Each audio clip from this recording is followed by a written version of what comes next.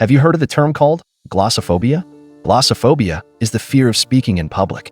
So how does this phobia occur, and most of all, how can you solve it? Glossophobia can come in many frames, whereas you can be speaking to a few people or hundreds and thousands. This all formulates to putting a message across, which can come from your own opinion or even sharing information on particular subjects. Symptoms of this phobia mainly include sweating, heart rate raising, or even difficulty breathing.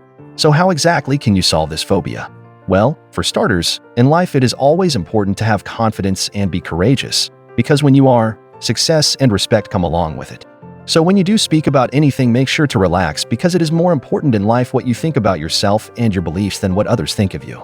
Because that is how you lead a happier life and how you can always put information across to other people. And if you are so concerned about what people say about you after speaking, if it is negative, you can reflect and build from it to become better. Because negativity in life is just like some of the nutrients you find in the dirt and soil for most organisms that need it to grow in the ground, such as plants and trees, to become tall or beautiful, just like you can do so for your mind to take on the world itself.